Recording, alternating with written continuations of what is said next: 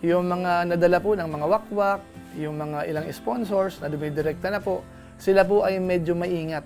At ang natitirang 20K, ito, Biancy, pang-open mo daw ng bank account. Miss kita. Namiss ko rin po kayo.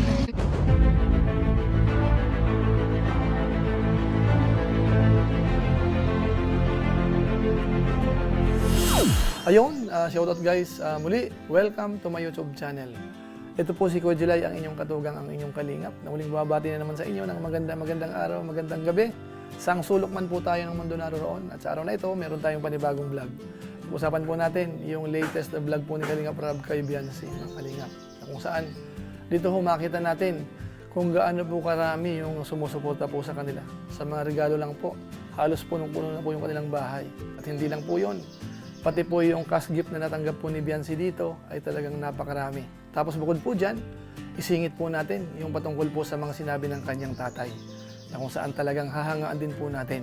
At siyempre ho, hindi mawawala yung pampakilig po ni na Edo at saka po ni Biancy. So pag-usapan po natin yan maya-maya ng konti. Pero bago po yon, konting paalala lang po si Kuya Julay, baka sakaling meron pa po ditong hindi nakasubscribe sa ating YouTube channel, huwag natin kalimutan, Julay Paunil, tapos pakipindot po yung notification bell button para lagi po tayong updated sa aking mga video upload. So maraming salamat po sa inyo. Tapos meron din po tayong Facebook page, Julay Paunil 2.0. Po pwede po nating suportahan, i-follow po natin, i-like at saka po i-share yung mga video upload po natin doon. So maraming salamat po sa inyo. Tapos sina Kuya Bala Santos Matubang, sina Kalingap Rab, Ate Edna Vlog, sa Ruel of Malalag at saka po si Japper Sniper, suportahan po natin. Maraming salamat po sa lahat po ng mga viewers natin sa pagkakataong ito. Ngayon, tuloy na po tayo. Pag-usapan na po natin. Ito pong bagong vlog po ni Kalingap Rab kay Biancy, mga Kalingap. Na kung saan po, marami po tayong highlights na kukunin at isi-share po sa ating mga viewers. At para hindi na magtagal, unahin ko po muna yung patungkol po dun sa mga binanggit po ng tatay po ni Biancy. Na kung saan po masasabi natin, hahangaan po natin. Dahil talagang ina-anticipate po nila yung mga po pwedeng mangyari po. Na kung paano po tumutulong ang Team Kalingap, kailangang pahalagahan, tapos yung respeto dapat nandyan. Panoorin po natin.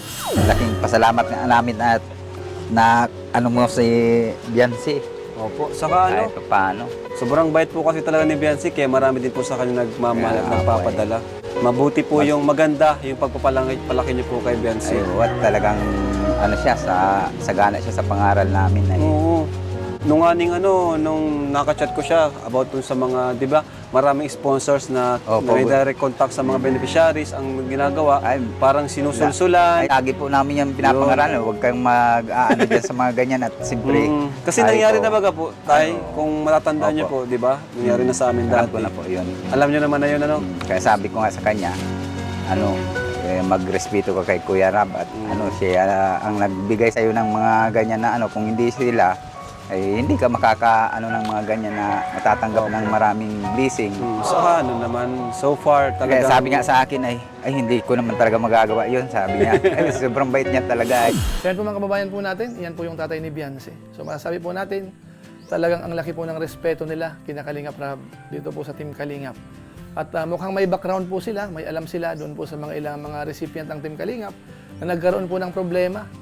Yung mga nadala po ng mga wakwak, yung mga ilang sponsors na dumidirekta na po, sila po ay medyo maingat.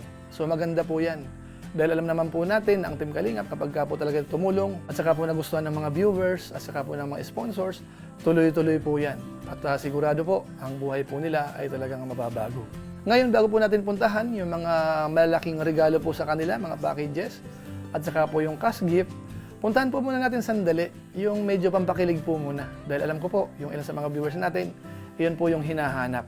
Umpisan po natin, doon po muna sa pagdating po ni na Kalingap Edo, doon sa lugar po ni na Biancy na kung saan ay parang nagtitinda po sila. Panoorin po natin. Long time no see. Long time no see. Kaya nga po. Tagal. Ngingiti ka na pati. Gusto ko yan. Mas bagay.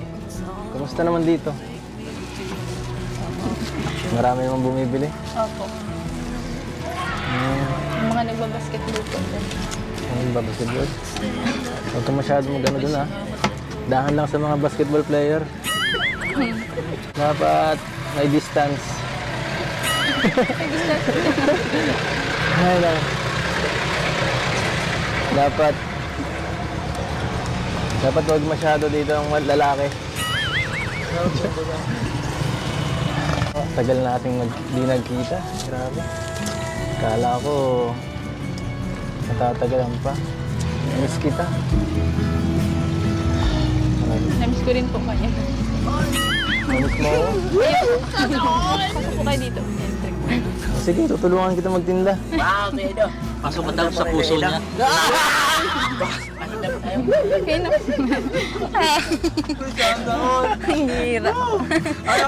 Kayo na po. Bakit mo ko hinahampas? Ang sakit. Malas? Dito po kayo. Sige, diyan ka lang. Ayoko naiinitan kayo. Diyan ka lang. Tapos ako dito punasan mo. Maganda ka. Ang bubula po kayo.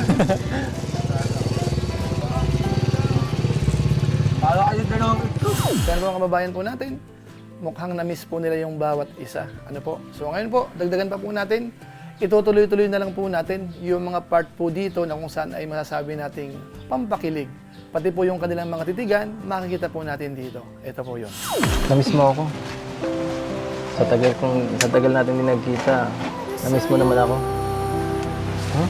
Miss ko po kayong lahat. Ako lang tinatanong ko. Miss o miss na miss na miss. Diyan po kayo. Hmm? O sige.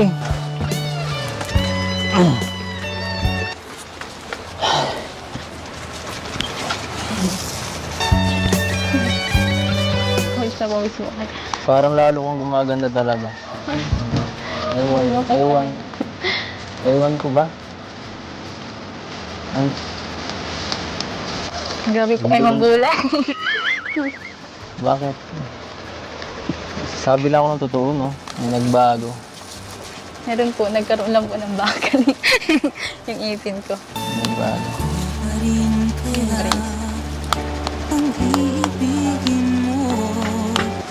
Ngiti nga, ngiti ka.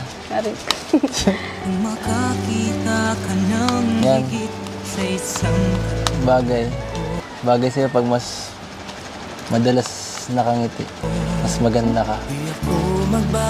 Pihiram po. Seryoso nga.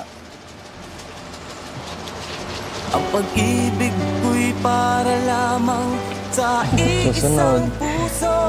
marami na sa'yo magkakagusto niyan. Maganda. Lalo ka nang magiging maganda. Sana ay hindi lamang sa labi mo, ma. Baka makalimutan mo na ako niyan, ha? Hindi po. Ako ang nauna. Yan po mga kababayan po natin. So marami-rami po yun, ano? Marami-raming clips po yun. Pero isingit pa po natin yung patungkol po doon sa bracelet at saka po yung kwintas na kung saan po ay parang disusi siya. Isingit po natin yun, panoorin natin.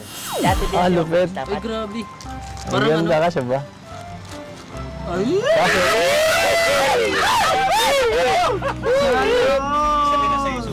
Hindi. Nilak na, wala na. Binakuran. Siguro. Kaso pag nasa akin susi, hindi mo mahuhubad yan.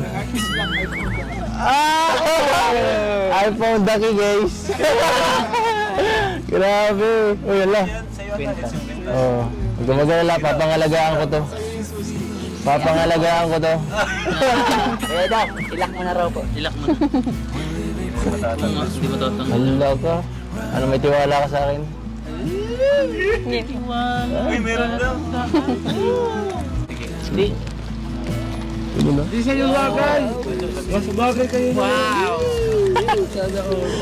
Kilig-kilig pati kayo ito ah. Ano susi mo? Hala ka. Hindi, ay, manakalam. Naditigal? Hindi. Kailangan po Kasi ano ulit? Ay, ang galing ano. Ready ka na? Ay, na po, sino siya? Ready ka na? Yan po mga kababayan po natin, yan po yung pampakilig po natin dito po sa dalawa. Pero siyempre, hindi po pwedeng hindi po natin dagdagan. Dahil dito po sa eksena na ito naman po yung tipong parang parang nagsiselos. At dito po, merong nabanggit po si Kalingap Edo. Dahil nga raw po si Biancy ay talagang parang lalong gumaganda. Tapos baka raw meron ng pinagpapagandahan. Ano po? Panoorin po natin. Ba't ka gumaganda? Hindi naman po. Pinagpapagandahan ka na yata eh. Alam mo sa akin, para di na ako masaktan.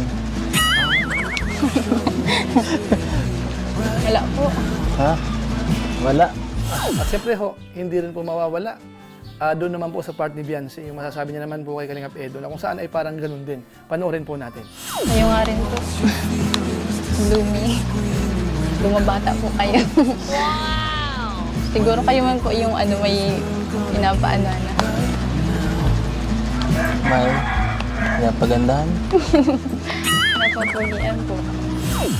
Yan po yung eksena, patungkol po dun sa bumabata, gumaganda.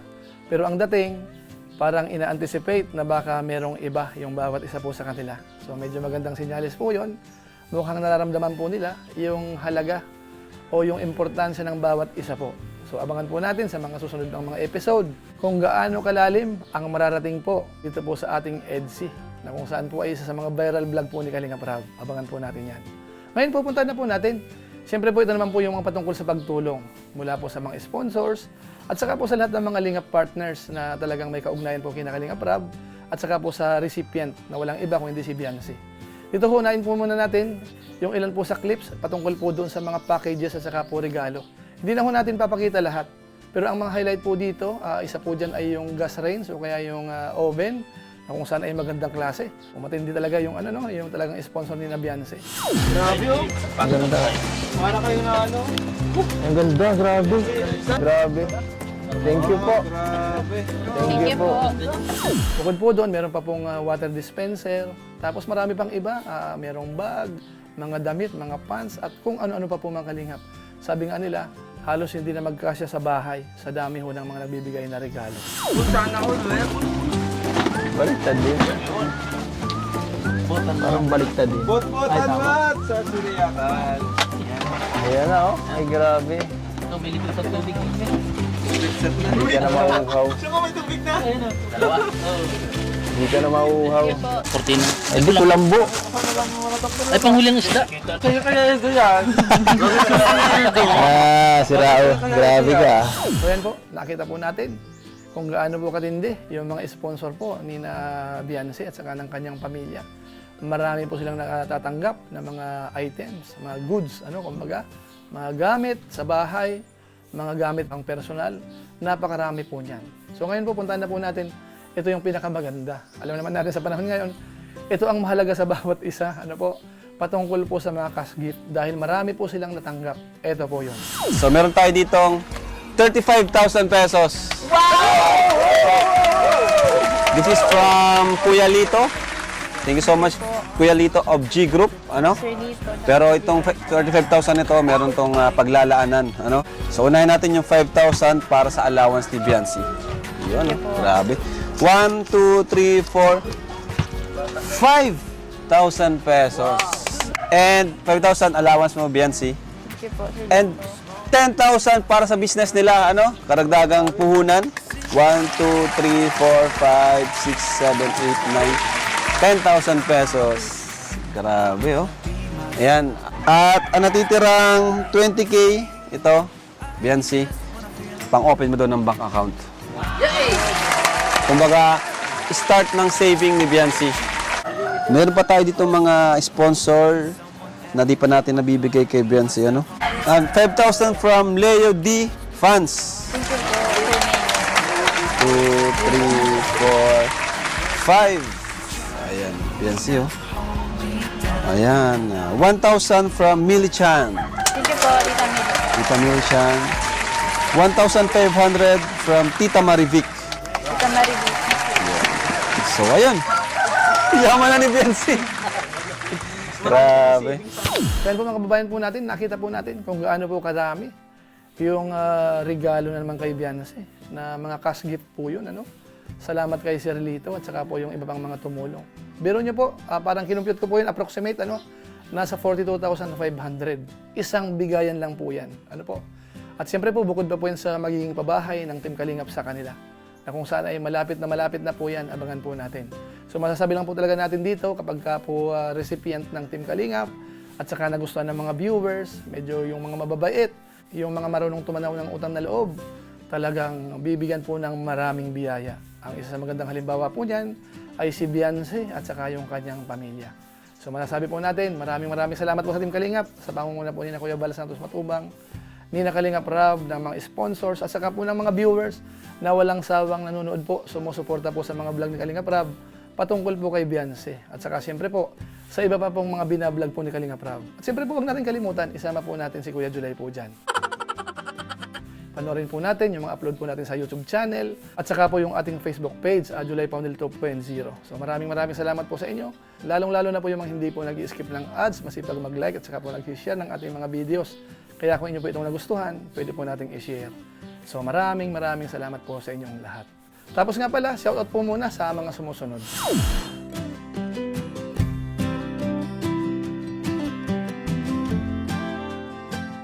Tapos maraming salamat din po sa aking mga kasamaan sa COOS, Kalingap OFW Organic Sponsors, sa inyo pong patuloy na pagsuporta po sa mga pabahay program ni na Kuya Bal Santos Matubang at saka po ni Kalingap Rab. Kanina po, naipadala ko na yung ating pondo para sa buwan po ng March 2024 at ibinigay po natin yan kay Kuya Bal Santos Matubang para doon po sa pabahay ni Daniela. So maraming salamat po sa inyo. Naway wag kayong magsawa sa inyo pong pagtulong buwan-buwan, yung ibibigay po natin sa Team Kalingap para sa programa po. Maraming salamat po sa inyo. So muli, ito po si Kuya July, ang inyong katugang, ang inyong Kalingap, na pansamantalang nagpapaalam po muna. Kita-kita na lang tayo sa mga susunod ko pang vlog. Maraming salamat sa inyong walang sawang pagsuporta po sa ating YouTube channel. Pagpalain nawa kami ng Diyos, mabuhay tayong lahat. God bless. Bye-bye!